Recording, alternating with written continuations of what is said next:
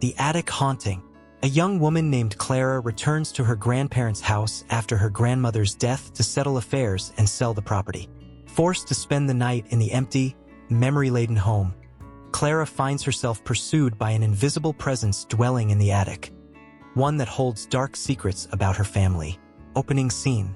The camera pans down a desolate dirt road lined with withered trees. The wind howls, scattering dead leaves as thunder rumbles in the distance. The sky is a heavy, oppressive gray.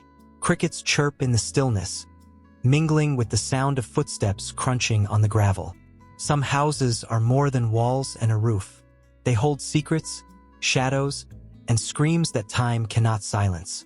And some families carry more than memories. They carry curses. The camera approaches an imposing, weather-worn mansion atop a hill.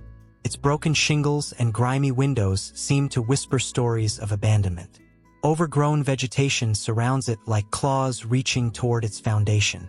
The front door creaks eerily as Clara opens it. Clara arrives.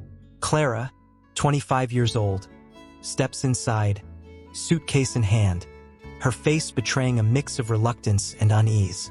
The air inside is thick, as though the house itself is alive and watching her every move. Clara looks around with a distant gaze.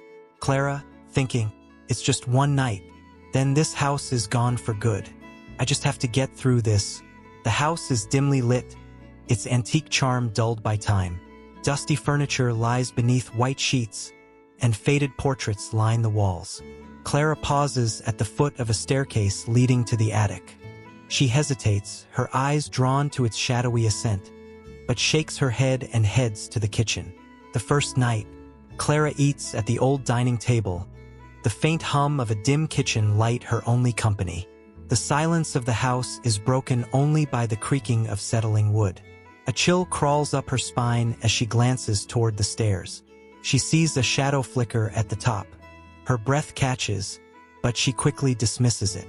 Clara whispering, "It's just the house. Nothing but old memories." Determined to shake off her nerves, she ascends the staircase, her steps echoing against the creaking wood. At the top, everything appears as it should. She lingers outside the attic door, where faint whispers seem to beckon her. After a moment, she steels herself, grips the doorknob, and slowly pushes it open. The attic is shrouded in dust and shadow. Clara pulls a string, turning on a dim, flickering bulb. The space is cluttered with boxes, faded tapestries, and draped furniture. She notices a small, wooden box labeled with her grandmother's handwriting. Opening it, she finds old photographs of unfamiliar relatives. Some of the images appear warped, the faces oddly distorted, as though something unnatural had tampered with them. A soft, rhythmic thudding draws Clara's attention to the wall. She places a hand against it, feeling the vibrations. Clara, thinking, "No, it can't be." Suddenly, a voice whispers her name. Voice, whispering, "Clara, Clara." She whirls around, but the attic is empty. The air grows heavier and colder, her breath visible in the dim light. Panic seizes her, and she bolts down the stairs. The haunting intensifies. The house's lights flicker violently as Clara runs. Footsteps echo behind her, but she finds no one when she looks back. At the end of a dim hallway, she glimpses a tall, shifting silhouette with glowing, spectral eyes. Clara, screaming, "Who's there?" Doors slam shut around her, and the corridors seem to twist into a labyrinth. The whispers grow louder, overlapping in a cacophony of voices calling her name. Clara stumbles into the living room, where the television turns on by itself, displaying static. Within the static, she sees the distorted image of the house. Dark figures loom in the windows, moving closer, the truth revealed. In her frantic search for escape, Clara discovers a hidden room. Inside, she finds an ornate wooden box.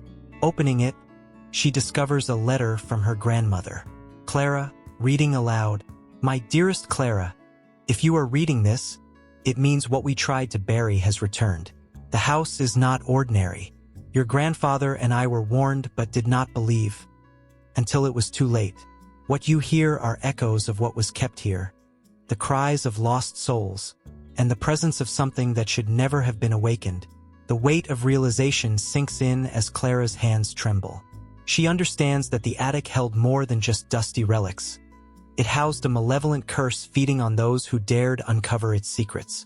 The final confrontation. Desperate for answers, Clara returns to the attic.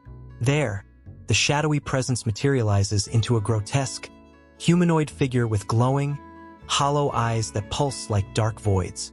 Figure, you found me at last. Now you are mine. Paralyzed by terror, Clara falls to the floor.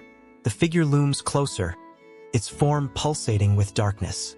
In a last act of desperation, she grabs an old amulet from the box and clutches it tightly to her chest. The figure recoils, letting out a deafening, otherworldly scream. The attic trembles, and the figure dissipates into a blinding flash of light. Conclusion. Clara wakes on the attic floor, drenched in sweat.